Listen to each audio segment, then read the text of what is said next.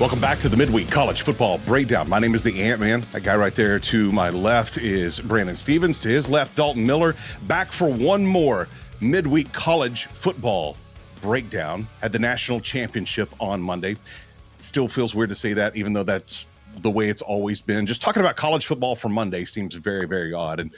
But thanks to Dalton, I am $40 richer on PrizePicks. So thanks for giving me a heads up on that one, dude, because I did actually win something here. Hey, I'll take the assist. Yeah.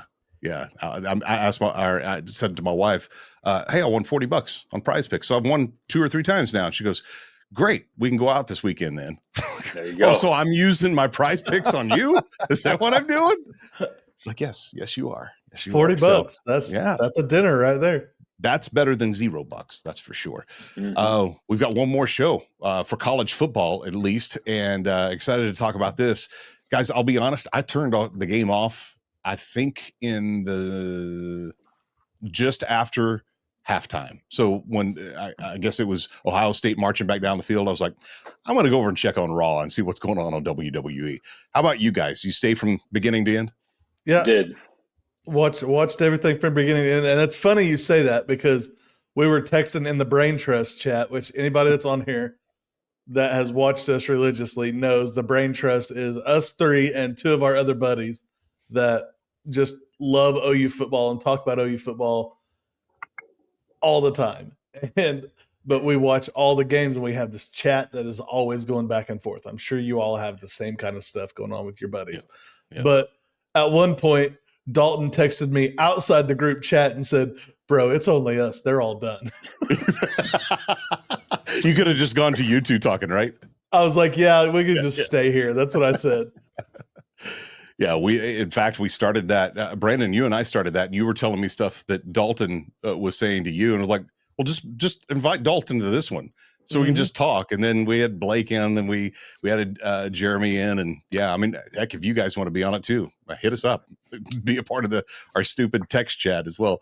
And we talk about absolutely everything, kind of like what we do on here. Dalton, you said you stayed all the way through the end, which I'm glad you did because you're the one who reminded me that I actually won. So, thank you. Yeah, I know. I remember because it doesn't register right away. So you're like, well, I'm still waiting on the next Riley Leonard touchdown. I'm like, no, it just happened, dude. Like, you're in, you got it. So yeah, we stayed, we talked. It was, I mean, a really bad turnover made the game interesting, and we thought that there might be a chance here late for Notre Dame to get the ball back and march down the field and have a touchdown 2-point conversion to take it to overtime, but that didn't happen. All in all, like I said, we watched it, but I wasn't on the edge of my seat the entire game. Yeah. It wasn't the game you were hoping for, right? It was the game we expected, in my opinion. I mean, they covered the 8.5, and we talked about the fact that they should, right? But they probably could have covered more. I mean, they were driving down the field when Egbuka fumbled the football, gets tackled from behind, has this really long run on a reverse, and I mean, it was close. Knees almost down before that ball comes out, and that changes things if he's down. But credit to Notre Dame, made a play, and they capitalized on it. They scored a touchdown on that, very, very next drive after the turnover. So, it wasn't the playoffs in general. We're looking back on it, which hindsight, right? Easy to say this now, but wish we would have had a little bit more competitive games, and especially the national title. You would have loved to have had that one back and forth, a couple really big time defensive stops, coming down to the last drive. Those are the fun ones. Yeah. Brittany, do you like to have those games when? So this one, I mean, you didn't have skin in the game for either one of the teams, like all 3 of us here. You do know people who did, though. Do you like those type of games if you don't actually have your team in the mix? I do. I mean, I'm a college football fan, and my wife will tell you I can watch, Middle Tennessee State play, Akron School for the Blind and be into the game somehow, So when it's college football is my passion. We all know this. It's brain trust talk, right? But we all know that college football is my passion. And, we talked a little bit last week about our buddy Blake that always says NFL is king. Man, I can't get into it like I get into college football. Yep. And so when there's a game, when everything's on the line, I'm still emotional. Not as emotional as I am, obviously, for an OU game. You guys read the text string, and if any of you end up getting in the text string, I apologize in advance because Anthony said, just let us know if you want in. And I was like, oh, gosh, these people are going to hate me. But, I mean, we all know how emotional and how, I live and die on every play. Yeah. And I can do that when it's not OU too. And so, well, that's what's funny is like I remember. I don't know if this is necessarily my first memory of watching a football game with Unc, but it's one of the ones. I knew this was about to come up. I knew this was about to come up. And it was an OU Texas game, and we were at his house back when they lived in Yukon. And I mean, I saw him this close to the TV, like pissed off, like yelling. And you learned some new words too, didn't you? Maybe that's probably where I got it. He might not have learned some new ones, but I guarantee he learned how to put them together. Very unique ways, that's for sure. Yes, absolutely. But I bring that up because I also remember a time when it wasn't OU. It was Christmas Eve, and we were all at my grandma's house, his mom, and we're all there, and we're like opening presents, hanging out, and we may have even mentioned this one time on the pod before, I can't remember, but we're just watching a football game. It's a bowl game, and I couldn't even tell you what the two teams were.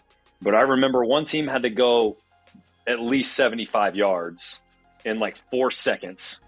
And they're throwing this ball, they're doing the rugby style. And we're just kind of keeping an eye on it. They get 10 yards. They get some opening. Well, now a couple of us are on our feet. I mean, everybody in the living room is on their feet now cheering for this touchdown. Like, we're excited. They score. They like all the way. They're pitching this thing back. They score.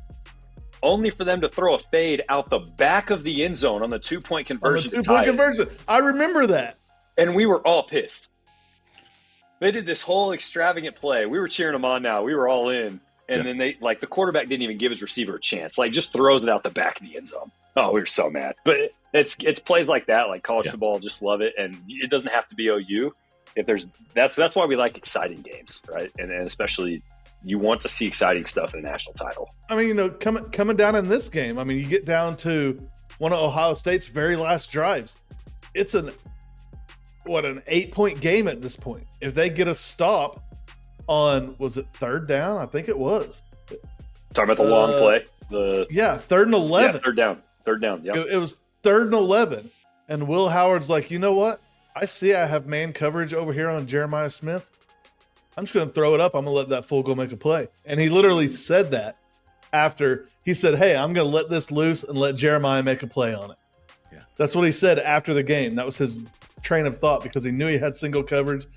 Notre Dame blitzed, and one of the all-time, plays for picking up a blitz, making a play on offense when the defense sold out. They salt the game away right there because they have a 56-yard gain down that right sideline to Jeremiah Smith.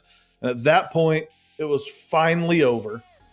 And it was definitely – there was no chance because Ohio State can basically kneel on it 3 times and then kick the field goal, go up by 2 scores again, and it's over.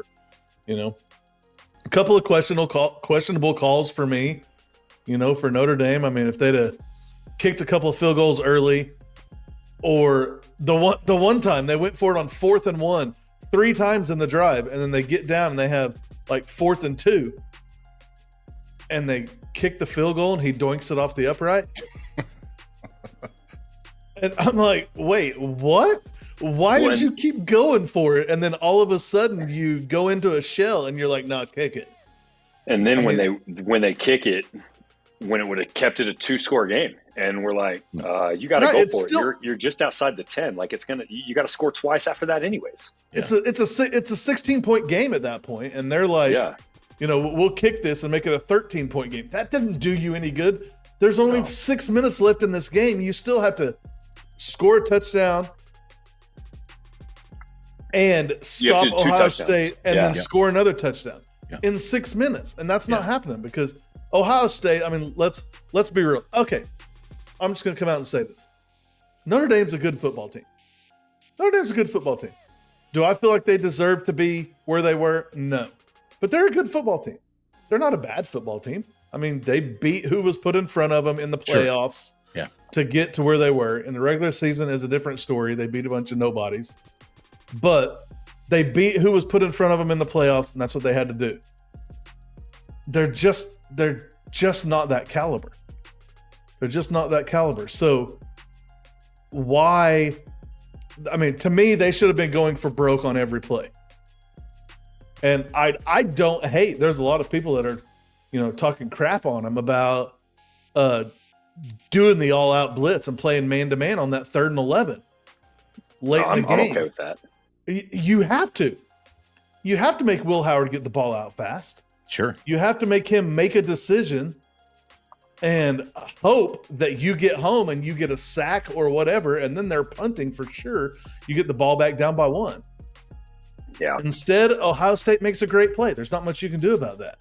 So yeah, it didn't help that Ohio State was balanced too. So I'm okay with Notre Dame being aggressive, but Ohio State was balanced where we've talked about before the game. Notre Dame could not find a run game. So while Riley Leonard ended up playing well, he really didn't get going until after that fumble where they had that touchdown drive. So some of his stats you could look at him a little skewed, but at the end of the day, he throws for 250 yards, 2 touchdowns, and no interceptions. Meanwhile, they can't run the football. That's the problem. That's the problem. Riley Leonard was their leading rusher with 40 yards. And like 37 of those came on the first drive of the game. First drive, I'm not even kidding. You laugh, but I'm not joking. No, I know. You're right. I just remember they had right after that 75 drive. yards on the first drive of the game. They marched 13-play drive, took up like 8 minutes, 9 minutes. Exactly. Yeah, almost 9 minutes, yeah. You're like, oh my. I mean, if they can keep doing this, and then they quit running him. He threw the ball 31 times. Did it have anything to do with him throwing up after that drive? Probably.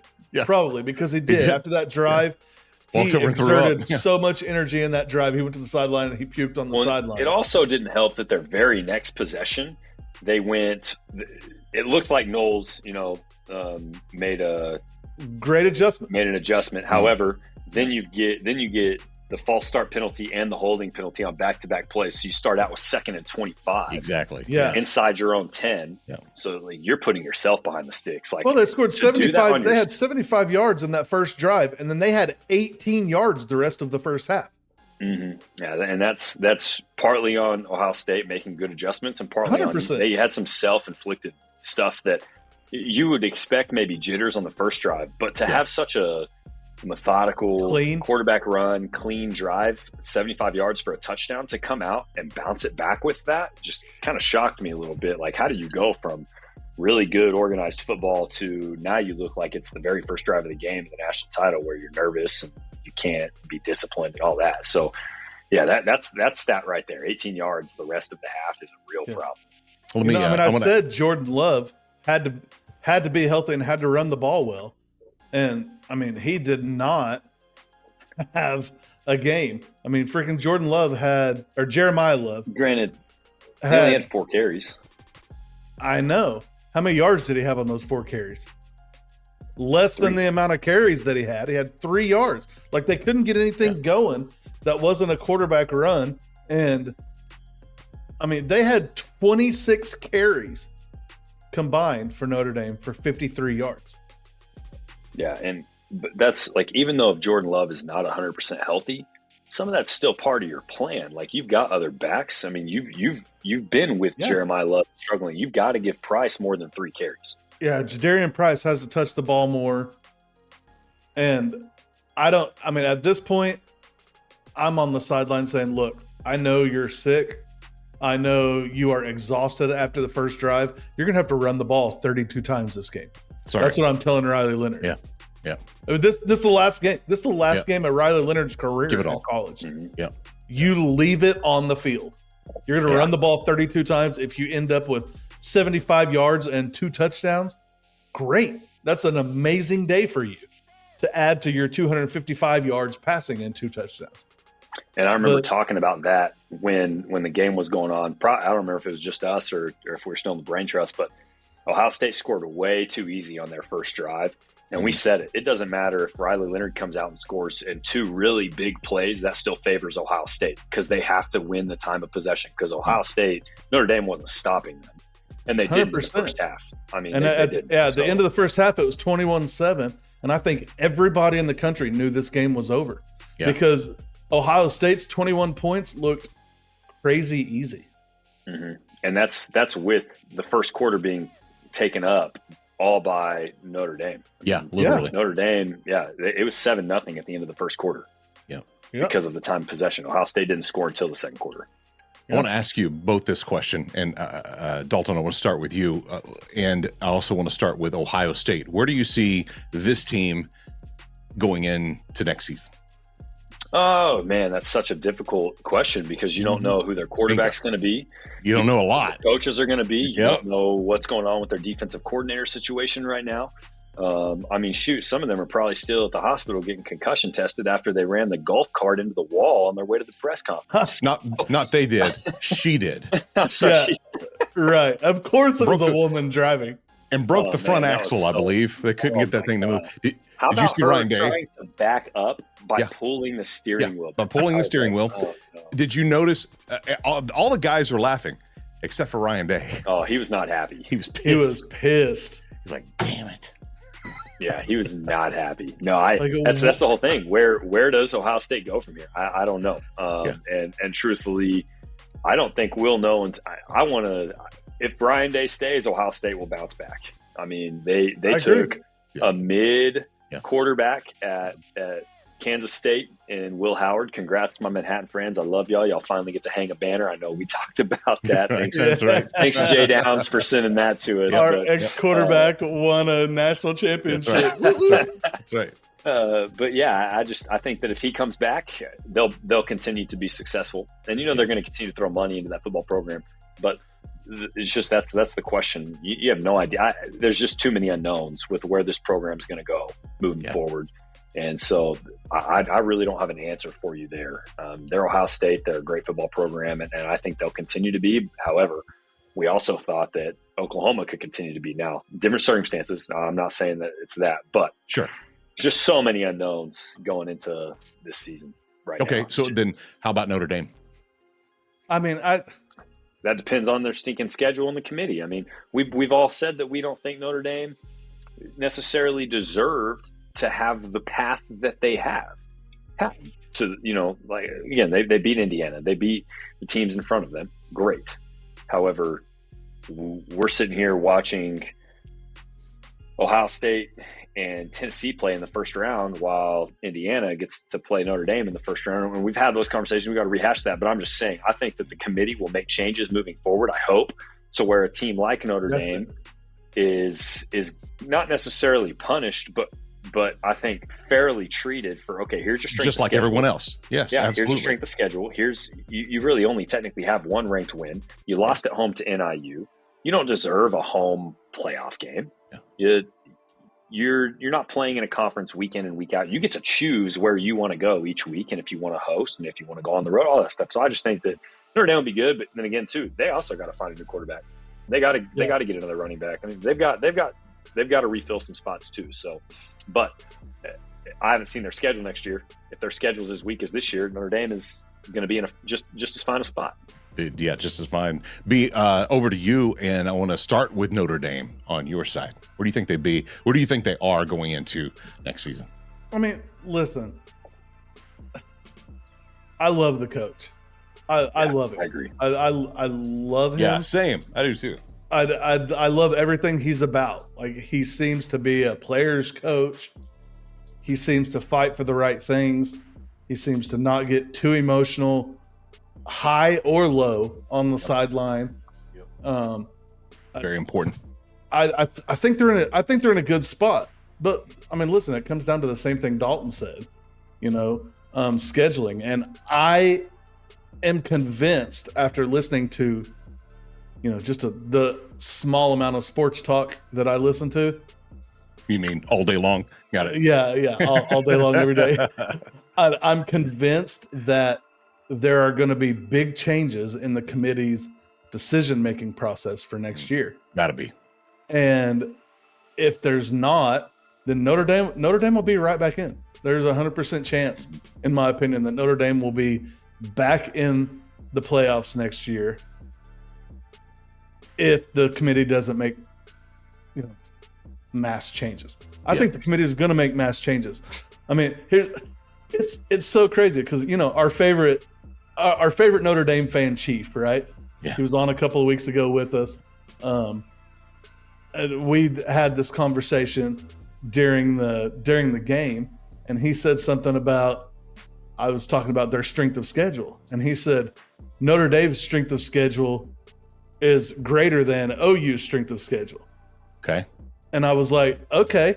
So in the middle of the football game, I went and got a piece of paper and a pen, and I'm literally sitting there. Kelly's like, "What are you doing?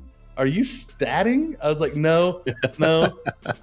And so I text Chief and I said, okay, if you think that, then this is hilarious, but answer this question for me.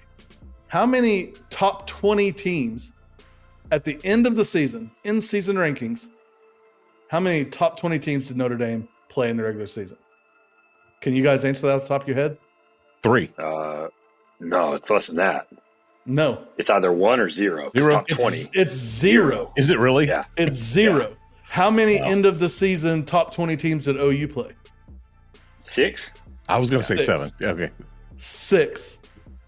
So I was like, you're So how do you balance yourself. this? Yeah, exactly. You're absolutely kidding yourself if you think their strength. You had the 5th toughest strength of schedule in the country. Yeah. I think Notre Dame was like 12th or 13th, something like that. Yeah, because the one that I 0. sent you that night was after playoffs. Right. Yeah. So their strength of schedule technically got better if you look at it now because of the playoffs. Yeah, sure. Of course. Which the teams that made the doesn't playoffs have a chance to not be. Yeah. It doesn't have a chance to not be better if you make the playoffs. Your strength of schedule is going to get better, but which sucks because you look at like Indiana, who had a horrible strength of schedule, but now that benefits in Notre Dame's strength of schedule because they're in the playoff. Right. Well, and that's what I said. And he was like, we beat everybody that was put in front of us in the playoffs. We beat Georgia. We beat Penn State. We beat Indiana. And I was like, yeah, you beat Indiana and Penn State, who beat nobody in the regular season because both of their strength of schedules were awful. And you beat Georgia without their starting quarterback. And he's like, yeah, I guess you're right, but I don't know where they go from here. Reality is tough. I think where they go from here is 100% dependent on the College Football Playoff Committee's standings to get into the playoffs next year. Yeah. Well, then let's go over to Ohio State for you as well. Probably the same as Dalton's answer, but where do you think they are going into the next season? I think we're 212 days today away from the next season. Yeah. I actually saw a post on that today. Listen, Ryan Day is a hell of a coach. All these Ohio State fans that wanted him fired after the Michigan game should have to turn their jersey and their fan membership in because it's absolutely ridiculous. And we talked about that. Like, who are they going to get that's better than Ryan Day? Ryan Day literally put this coaching staff together in the last 3 years, or in the last 4 years, I guess. Put this coaching staff together. He put this team together. He's made the right moves. Who would have thought Will Howard from Kansas State would be a national championship winning quarterback and look as good as he did most of the year? Nobody. Not Kansas State. Not Kansas State. They kept Avery Johnson, who had some good games this year, but he also had some games where he just looked like he should be in your mom's class. But that's a very inside joke. I'm so glad y'all can't see Dalton's face right now. I can't see it either, but there were some games where he looked ridiculous. And so Ryan Day is a good coach. They're going to rebuild. I mean, they're in plug and play mode. They're going to have a new quarterback next year that's going to come in and is going to be really good. They're going to have some new running backs. They're going to have Jeremiah Smith still the wide receiver. He's still a young guy. Mm-hmm. I mean, they're going to have that defensive team around them. The question to me falls in what happens with the Jim Knowles situation for Ohio State. Mm-hmm. Because their defense was ridiculous this year. I think throughout the playoffs, I think they ended up giving up not quite 15 points a game after the playoffs. It was 14 point something. maybe even been high 13s. But in a regular season, they give up like 12.2 points a game. Their defense was legit. There's talks, and I would love this, but there's talks about Jim Knowles coming to be the DC at Oklahoma with Brent Venables and Ben Arbuckle on the offensive side. Yeah. And I would absolutely love that. It's really gonna come down to a money situation. What percentage do you give that at this moment? Man, from listening to local sports talk, I'm giving it a 65% chance that he's in Norman next year. Yeah. Which is crazy to me. Why you would leave Ohio State, who just won a national championship, and your defense was a major part of that. It's not like the offense took 70% of the load and the defense was just, holding. Where's he originally from? I don't know where he's originally from, but I know I don't know the ins and outs of this situation, because we've talked about this. You look up everything and it says he's married to his wife. He's been married to her for 30 something years. They have 2 kids and 5 grandkids, whatever it says. But then all the talk here is his fiance is from Oklahoma and wants to move back.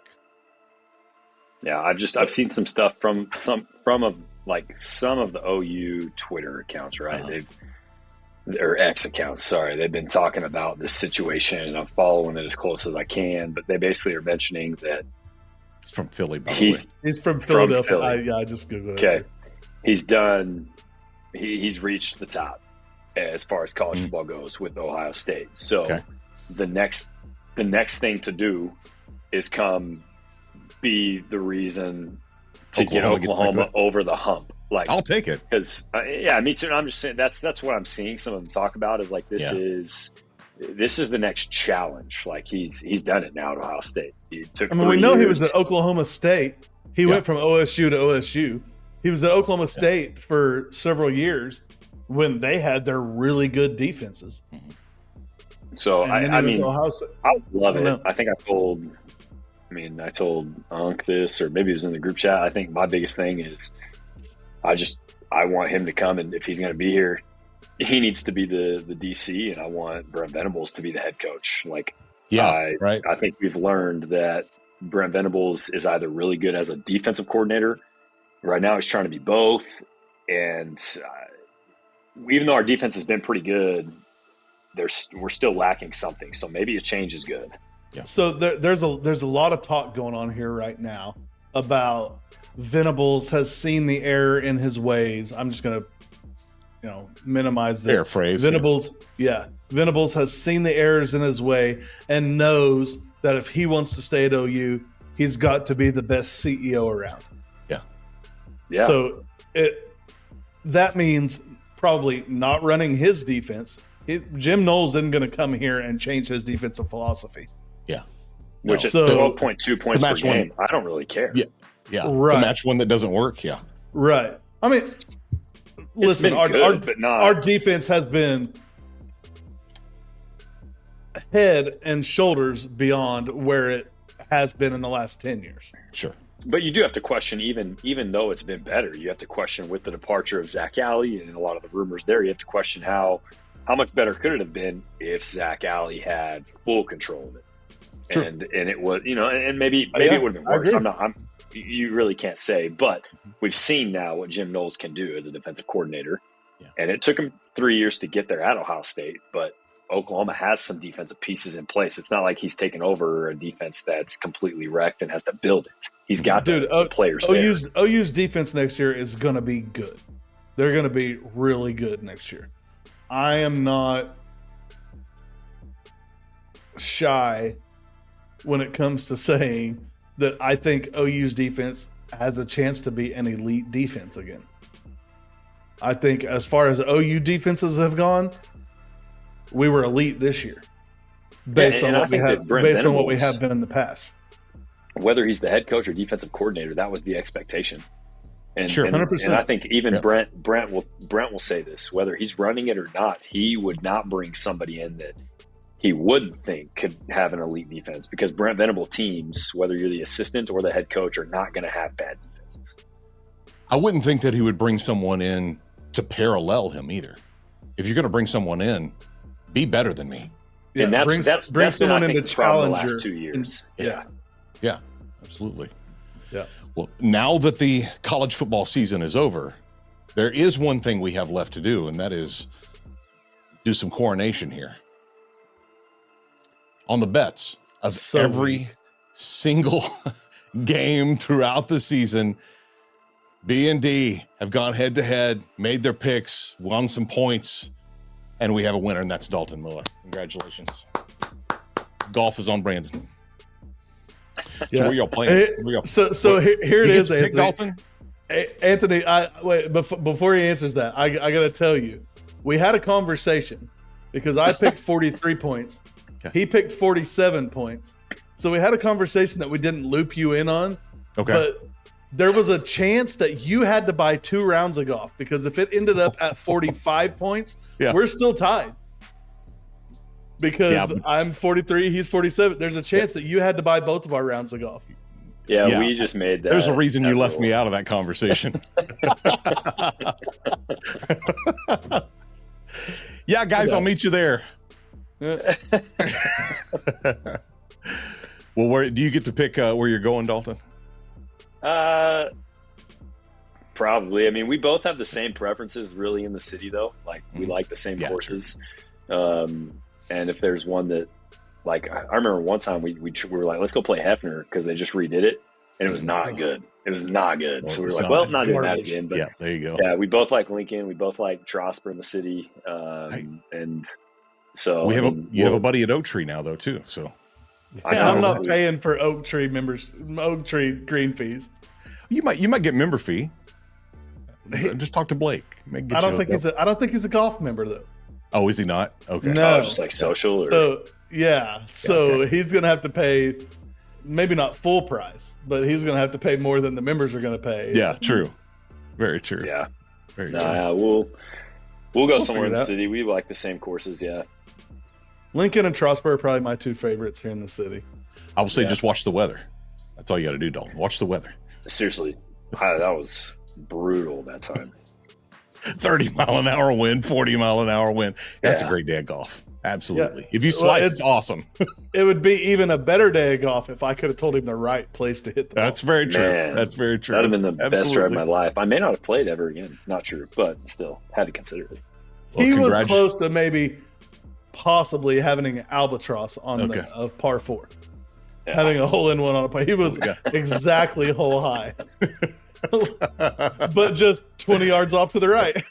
I followed directions, though. You did. Close. You did. But close. Your wife. Well, congratulations, Dalton. That's good. It's going to be fun to dig into next year and see what we. I think I'm still down 1, right? On the total. No, that's 2-2, right? Because this is our 4th year. You're right. Yeah. You're right. 2-2. Okay. There you go. I won the first 2. He won the last 2.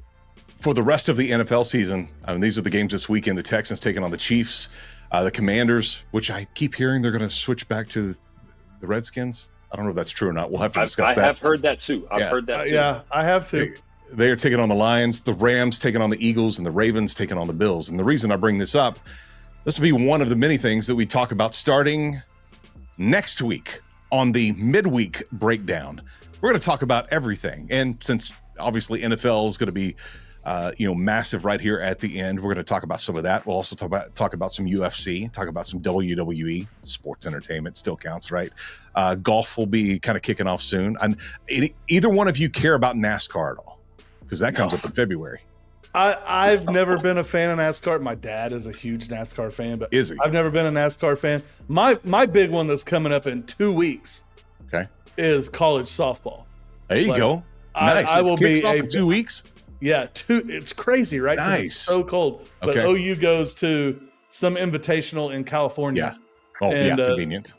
Yeah, right. Nice and warm. Yeah.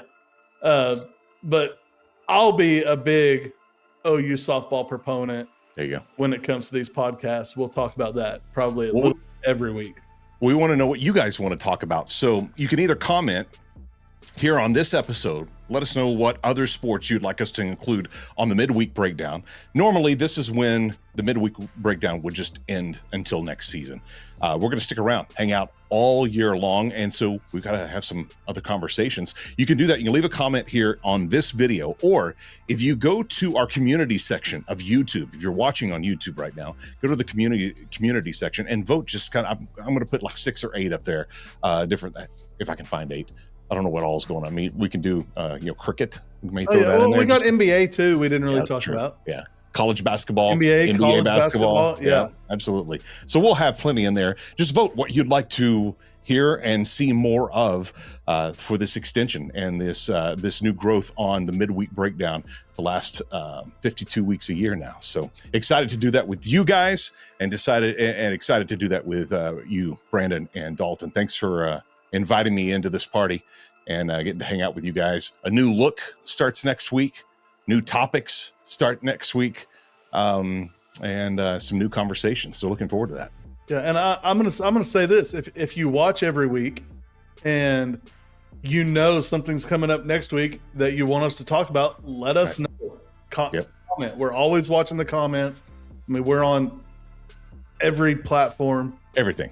Comment on whatever you can comment on, as long as it doesn't get banned because the Chinese.